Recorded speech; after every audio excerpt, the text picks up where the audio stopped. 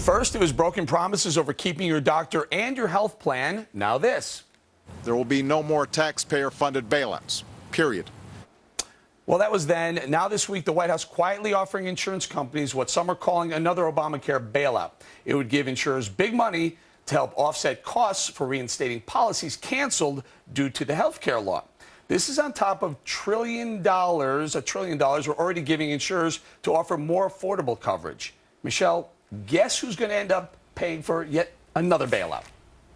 Us. Look, isn't this the president that's supposed to be on the side of the people and not big business? Yet here he is basically buying out insurance companies on top of providing them with $1 trillion in subsidies for the next 10 years. And now we learned about this little-known provision called the risk corridor that basically says if insurance companies suffer any losses 3 years after the implementation of Obamacare, we are the ones who are going to reimburse and compensate insurance companies for their losses. It's ridiculous. Wayne, risk corridor is going to cost $1 trillion here and there. And then the New York Times headline this week was insurers are offered assistance for losses. This isn't free market capitalism.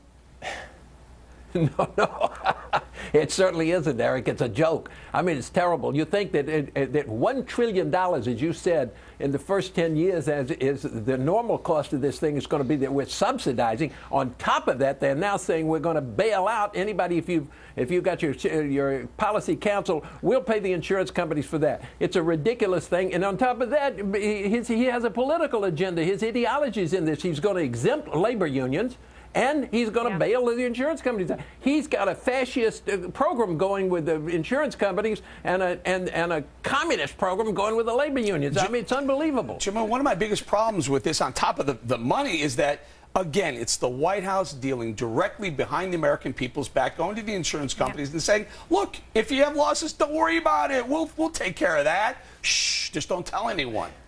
Well, I have a problem with that too, Eric, and I think your viewers are so smart because they understand that you can't have this president be a socialist and then he's a communist, as Wayne just said, but he is bailing out the insurance companies, and Obamacare in and of itself is a bailout. This is not a government takeover of health care, as so many of your guests say on a weekly basis. You can't have it both ways.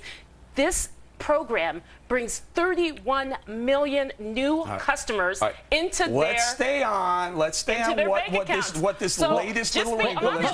Go ahead. Well, let's be honest, John. What part of this isn't Jamu says? I'll answer Jamu's question. I mean, what part of this isn't controlled by government? Wayne hits the nail on the head. This isn't capitalist. This isn't liberty. This isn't America. This is fascism, an economy that's supposedly privately owned, but in reality completely controlled, manipulated, and as Michelle said, subsidized by government. I mean, we've got billions of taxpayer dollars going to those. Wait, I thought they were evil, right? They were supposedly so evil and they rich. Are. The insurance companies to offset their losses, to share in their profits, subsidies for insurance companies. And again, as Michelle pointed out, of course, the cronyist element, the unions get a free pass. Right. This is Obama's animal farm. Not all the animals are equal. You know what was the craziest part of this whole thing? When we were researching the story, we pulled up that videotape of President Obama, and guess how he ended that sentence? Again, period. You can keep your doctor. Period. Remember that one? Period. You can keep your health care. Period. And no more taxpayer-funded bailouts. Period. Michelle, help me out here. And you know what bothers me is that it seems as if every morning when we wake up, there's a new fix to the law, or we learn about this little known provision that they snuck into the Obamacare. And what it's basically doing is providing this president with a blank check to the U.S. Treasury for him to basically save him from the mess that he's in that day.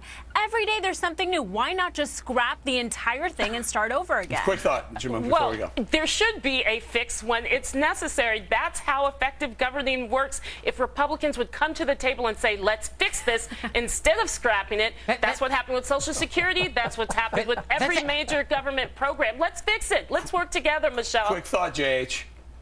Well, that's called pragmatism. Anything goes. New laws, old laws, change the laws, subsidies, more penalties, anything goes, just as long as you submit to Obamacare, which, as we always point out, is government force brought to health care. Go ahead, Wayne. Last thought.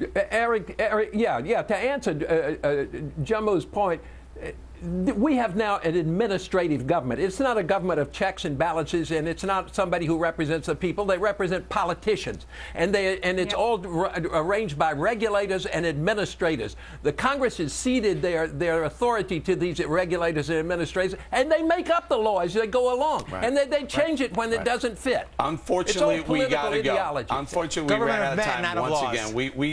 We're going to get more time. One of these days, we're going to get more time. Coming up.